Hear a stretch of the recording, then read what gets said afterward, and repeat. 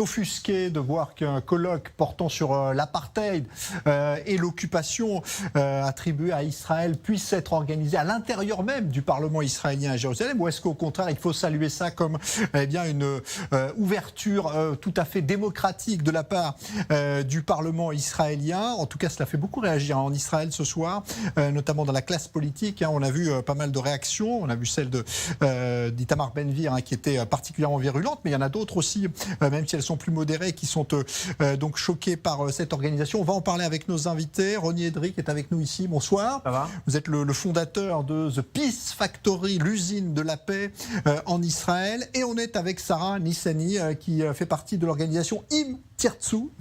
Bonsoir, merci d'être avec nous. Alors, je vais vous demander à vous d'abord, Sarah, de nous dire ce qui vous choque d'ailleurs dans l'organisation de ce colloque. Oui, alors tout d'abord, bonsoir. J'aimerais tout d'abord mettre les choses sur un point qui est assez choquant. Le fait que cette conférence donc, a eu lieu aujourd'hui à la Knesset, dans le Parlement israélien, et cette conférence qui se dit soi-disant contre l'apartheid israélien, a eu lieu aujourd'hui à la Knesset, ça veut tout dire parce que nous avons bien vu qu'il n'y a pas d'apartheid en Israël. En Israël, nous avons des membres de la Knesset qui sont arabes. Nous avons bien sûr des Arabes qui reçoivent tous les droits civils, tous les droits de l'homme. Et donc, ce soi-disant apartheid n'existe pas. Et qu'il y ait eu une conférence pareille à la Knesset, je pense que c'est une honte qui n'aurait jamais dû avoir lieu. Malheureusement, ça a eu lieu. D'ailleurs, nous avons vu que parmi les invités, il n'y a eu aucune organisation de droite ou organisation sioniste. Il y a eu seulement des ONG qui soutiennent le BDS, des ONG qui sont soutenues par le BDS, des ONG qui sont anti-israéliennes, contre Israël. Et je pense que ça veut tout dire. Alors, Roni Edric, vous êtes d'accord que c'est choquant ou pas pour vous, le principe même d'organiser ce colloque à la Knesset ou pas? Non, moi je suis content. Pourquoi? Déjà, je suis content qu'on ait changé de gouvernement. Je n'étais pas venu depuis que ça, donc Mazal Tov. Bon, déjà, Itamar Ben-Gvir, on en parle, il est lui à la Knesset. Donc il est député. Hein, lui, il est député. Ouais. Lui, c'est OK. Lui, c'est pas un... Je rappelle, juste pour ceux qui n'ont pas suivi tous les épisodes, le monsieur là, qu'on voit à la télé, c'est le même qui était avec le symbole de la voiture de Rabin 3 semaines avant son assassinat, et qui disait à la télé, on a réussi à avoir le symbole de sa voiture, on l'aura aussi. Donc c'est lui qui vient se plaindre, c'est lui qui pleure. Bon, pour parler du fond, du vrai débat, on parle de l'occupation, on peut appeler ça apartheid, on peut appeler ça occupation. La droite, ils aiment pas quand on en parle. La droite, ou l'extrême droite, puisque là on parle vraiment de l'extrême droite, ils aiment bien la faire, enfin, ils aiment bien envoyer la gauche faire l'occupation, faire l'armée, parce que Ben-Gvir, lui, je sais pas, il a fait quoi à l'armée, lui? Je connais pas son histoire. Moi, je vais te dire ce qu'il a fait à l'armée. Que dalle. Il n'y a pas que lui. Et donc, eux, ils aiment bien faire l'occupation, ils aiment bien y être, mais il ne faudrait jamais en parler. Et il ne faudrait surtout pas dire que c'est de l'apartheid. Dans les territoires occupés, donc ils sont occupés, ce n'est pas un pays, c'est des territoires qu'on occupe depuis la guerre, depuis 67, depuis 1967. Il y a des gens qui habitent, et ces gens-là, ils ont la chaise entre, ils ont les fesses entre deux chaises. Ils sont pas de pays et ils ont pas les mêmes droits que tout le monde. Alors je suis d'accord avec Sarah quand elle dit qu'en Israël, dans le pays qui s'appelle Israël, il n'y a pas d'apartheid. Les gens, on a même des députés arabes. On a des gens. Bon, il y en a qui n'aiment pas ça, mais bon. Par exemple, Ben-Gvir, lui, il n'aime pas ça. Lui, il fait partie d'une organisation qui cherche les gens qui se marient avec des Arabes et il va leur faire la misère. C'est ça son truc à lui quand il se lève le matin. Bref, on ne parle pas de lui. Mais par exemple, dans les territoires, il y a de l'apartheid, ou il y a de l'occupation, il y a un truc où les gens, ils n'ont pas leur pays. Et il ne faudrait surtout jamais en parler. Et la Tfisat Olam, je traduis pas, la Tfisat Olam de la droite, voilà, la conception de la droite, c'est c'est de dire on va tellement leur faire la misère aux gens qui habitent dans les territoires qui vont se barrer et on pourra annexer. Mais depuis 67, on accepte elle va pas. vous répondre là-dessus. Je suis obligée de vous Bien sûr. répondre. Réponds, Sarah. Oui, parce que moi j'habite dans les territoires. Alors je sais pas, j'ai pas d'armes sur moi, je vais tuer personne. Je suis pas comme vous le présentez. J'habite à Nokdim, à côté de Jérusalem. Je sais pas si vous avez été dans les territoires, je sais pas si vous vous êtes baladé dans ces endroits, mais on peut pas dire qu'il y a de l'apartheid dans les territoires, ni dans Israël, ni dans les territoires qui sont donc en Judée-Samarie. Je ne sais pas si vous connaissez la définition de l'apartheid, mais je peux vous la lire si vous la connaissez pas, parce que l'apartheid c'est pas du tout ce que vous êtes en train de dire. L'apartheid, c'est de la discrimination, c'est une exclusion d'une partie de la population qui ne dispose pas des mêmes droits. Ça n'a rien à voir avec ce qui se passe en Israël. Et ça n'a rien à voir avec ce qui se passe dans les territoires. Vous oubliez aussi que dans les territoires, il y a l'autorité palestinienne qui s'occupe aussi de tout ce qui se passe. Donc ça, vous ne l'avez pas dit. Vous parlez de Ben Gvir, qui a pris aujourd'hui part de cette conférence. Il faut parler aussi des députés d'extrême gauche qui ont pris part de cette conférence, qui ont préparé cette conférence. Il faut parler aussi des députés arabes, de la chef de la commission Ada Touma Slimane, qui n'a pas laissé entrer aujourd'hui dans la conférence un arabe israélien qui s'appelle Youssef Haddad. Vous le connaissez ici sur i24 News. C'est un activiste arabe musulman. Je ne sais pas si vous le connaissez, vous, mais c'est un activiste qui souhaitait intervenir et qui n'a pas eu le droit de s'exprimer. Qui a souhaité, je pense qu'il a souhaité s'intervenir, mais bon, ils n'ont pas été obligés de laisser s'intervenir, mais ils ne l'ont même pas laissé entrer dans la pièce. Ok, donc ça, je pense que ça, c'est de l'apartheid, de vouloir entendre seulement les voix de la gauche, de l'extrême gauche et des députés arabes, mais de pas vouloir laisser un activiste arabe israélien, que tout ce qu'il fait, c'est d'essayer d'intégrer les Arabes israéliens dans la société israélienne, qui est une chose, pour moi, c'est magnifique. Je pense que c'est ce qu'on devrait faire pour promouvoir la paix.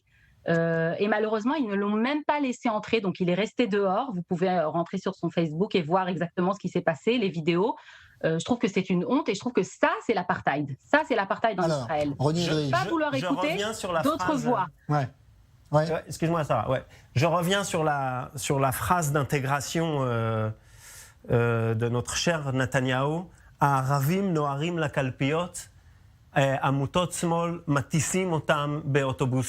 Arabes vont en nombre voter, sortez. Ça, c'était le jour d'une élection. Ça, c'était le jour d'une élection. Donc on sent, tu vois, vraiment ces gens qui intègrent. On la sent, l'intégration pro-arabe. Mais on ne parle même pas de ça, parce qu'on parle des territoires occupés. On ne parle pas des Arabes israéliens, on parle de leurs cousins, de leurs frères, de leurs grands-parents, ceux qui habitent de l'autre côté de la ligne de détermination, à Nokdim. Tu me demandais, Sarah, si j'y suis allé. Moi, j'ai fait 3 ans d'armée. Les territoires, je les connais par cœur, tous. Je les ai tous faits. Tous. Parce que nous, à gauche, tu vois, on est sionistes. On fait l'armée. Et on sait à quoi ça ressemble de l'intérieur. C'est pour ça que ça nous énerve à la fin. Parce qu'on se dit, on est d'accord pour défendre Israël, mais il faudrait, au bout d'un moment, décider des frontières d'Israël. Les frontières d'Israël, c'est le Jourdain, c'est la Cisjordanie.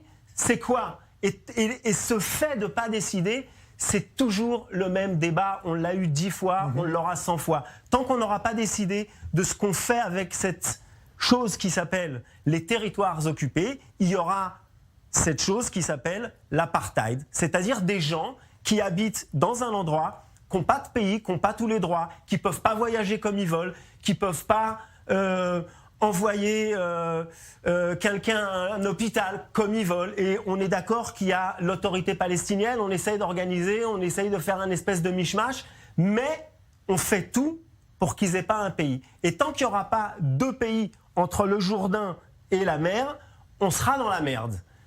Appelez ça l'apartheid, appelez ça Babar, le Casimir, appelez ça comme vous voulez. Eux, ils ne sont pas contents. Tout d'abord, je veux vous dire que la conférence qui a eu lieu aujourd'hui à la Knesset, elle n'était pas là pour parler de l'apartheid, comme vous dites, dans les territoires occupés, comme vous appelez ces territoires. Moi, j'appelle ça la Judée-Samarie.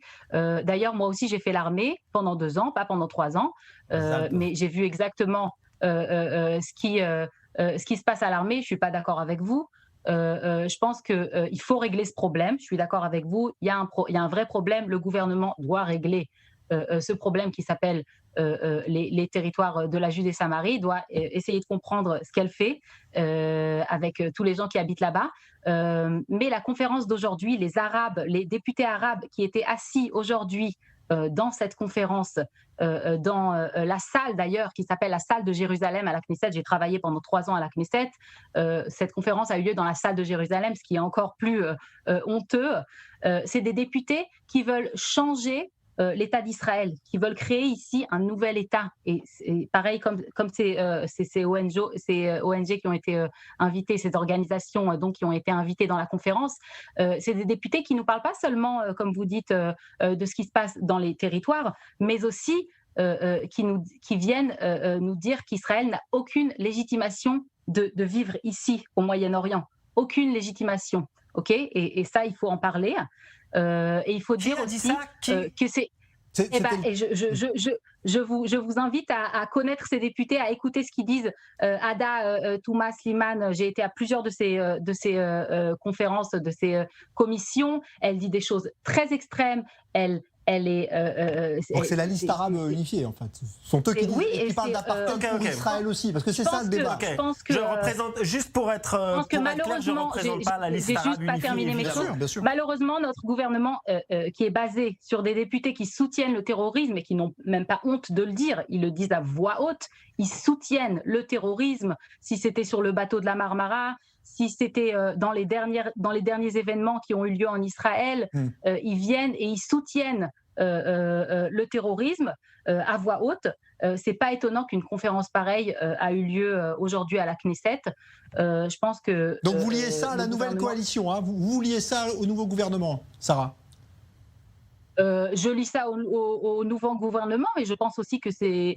Je sais donc pas Bennett de gauche, quoi. Bah c'est un peu ça mais n'importe quoi, ça me fait bien rire. Encore une fois, je rentre pas dans les détails parce que ce débat qu'il y a eu, je l'ai même pas vu. Je sais même pas, je sais même pas qui a dit quoi à ce débat. Donc moi je représente pas la liste arabe. Moi je vote Meretz. Vous avez dit extrême gauche. Moi je pense qu'il n'y a pas d'extrême gauche. Est-ce que vous connaissez ce que disent Meretz? Est-ce que vous connaissez les députés de Meretz? Je les connais tous. Parce que est-ce que vous savez que Tamar Zandberg... Non, mais moi, ça fait quand même 30 ans que j'habite en Israël, donc c'est bon. Alors, Tamar Zandberg, qui est aujourd'hui une ministre dans le nouveau gouvernement, dit qu'il faut arrêter les gens qui mettent les téphilines dans la rue. C'est pas ce qu'elle a dit. Il faut leur donner. C'est pas ce qu'elle a dit. Mais vous mélangez tout. C'est pas du tout ce qu'elle a dit. C'est pas du tout ce qu'elle a dit. Mais il faudrait peut-être éviter le prosélytisme dans les écoles. Je les écoute tous, les discours. Allez, on va arrêter là. Ça, c'est un autre débat. Ça, c'est un autre débat. C'est un autre débat. On va pas le faire ce soir.